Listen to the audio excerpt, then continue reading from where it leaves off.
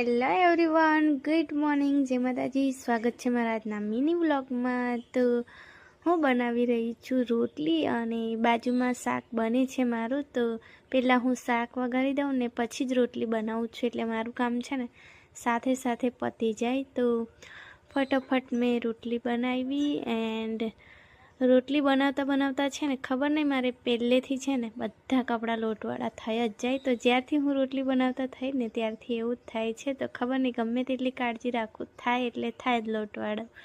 તો ચાલો રોટલી બનાવીને પહેલાં હું આપવા ગઈ છું મારા ગલુડિયાઓને. તો આ છે ગલુડિયાની માસી, એની મમ્મી નહીં, આ એમની માસી છે. તો એ હંમેશા સાચવે છે, જેમ મારી બેન મારા છોકરાને સાચવે છે ને એવી રીતે. તો એની માસી નહોતું ખાવું, પણ ગલુડિયાને એકને આપ્યું ને તો મેં વિચાર્યું ઊંઘે છે, જગાડું કે ના જગાડું. પછી મેં કીધું એકવાર ટ્રાય કરું.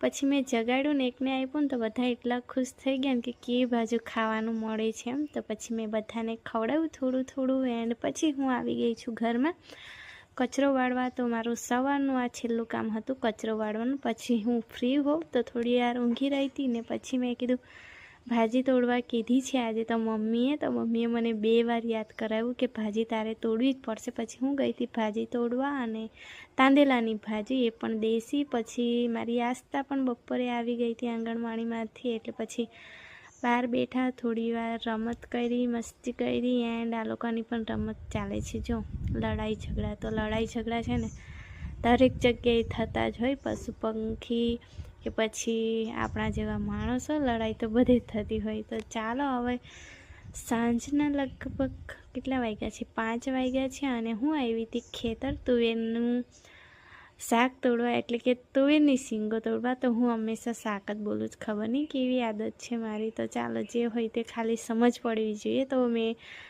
પછી તુવેરની શીંગો તોડી લીધી, અને આસ્તાને છે ને ઘરે જ મૂકીને ગઈ હતી કે બહાર રમતી થજે. પછી એ બહાર રમતી હતી એટલે હું પણ ત્યાં બેસી ગઈ ઓટલા પર, અને ત્યાં બેઠી બેઠી શાક છોલી નાખ્યું. અને તેટલી વાર તો આસ્તા રમી પણ લીધું આસ્તાએ. પછી રાતના 8 વાગ્યા હતા, અને આજે મોડું થઈ ગયું હતું મારા હસબન્ડને આવતા આવતા. અને આસ્તા રાહ જોઈને સૂઈ ગઈ હતી. તો મારા હસબન્ડ એને જગાડવાની ટ્રાય કરતા હતા, પણ એ ના પાડતી હતી. પછી પિઝા લાવ્યા હતા, 2 ટાઈપના લાવ્યા હતા. એમાંથી એકનો ટેસ્ટ સારો હતો, જે ચીઝવાળો હતો ને એ બિલકુલ એનો ટેસ્ટ સારો નહોતો. તો પછી પિઝા ખાધા. અને આજે જમવામાં હતું કઢી ખીચડી. પછી જમીને પછી આવતા રહ્યા છે અમે અમારા બેડરૂમમાં. અને બધા કહે છે ને કે જેવું મા બાપ કરે ને એવું છોકરું શીખે. તો રોજ મિતિક્ષા મને જોતી કે મમ્મા રામ નામ લખે છે, અને